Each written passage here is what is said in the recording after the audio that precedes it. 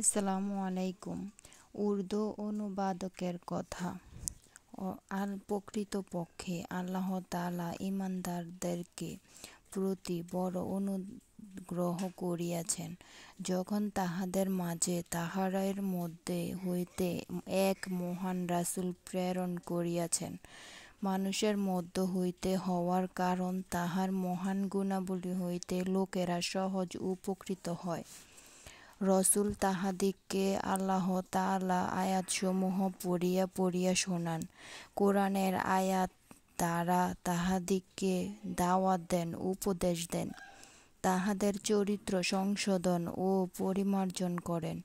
আল্লাহ তাআলা কিতাব ও আপন সুন্নাহ ও তরিকার তালিম দেন।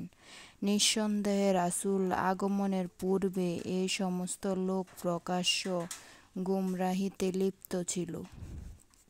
আলোচ্য আয়াত প্রসঙ্গে এবং এই বিষয়বস্তুর উপর হযরত মাওলানা সৈয়দ সুলাইমান নদভী রহমতুল্লাহ আলাইহি, হযরত মাওলানা মুহাম্মদ ইলিয়াস রহমতুল্লাহ আলাইহি ও তাহার দ্বীনি দাওয়াত নামক কিতাবের ভূমিকায় লিখিয়াছেন যে, রাসূল কারীম সাল্লাল্লাহু আলাইহি ওয়াসাল্লাম নবুয়তের কাজ হিসাবে এই দায়িত্বসমূহ দান করা হইয়াছে।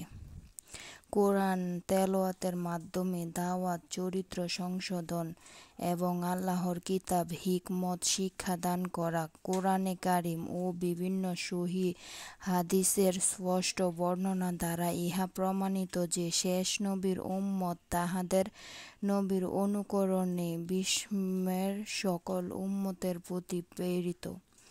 আল্লাহ তাআলা ইরশাদ করেন, হে মুসলমানরা, তোমরা সর্বোত্তম উম্মত, যাহাদিগকে মানবজাতির জন্য প্রকাশ করা হইয়াছে। তোমরা সৎ কাজের আদেশ কর এবং মন্দ কাজ হতে বিরত থাক।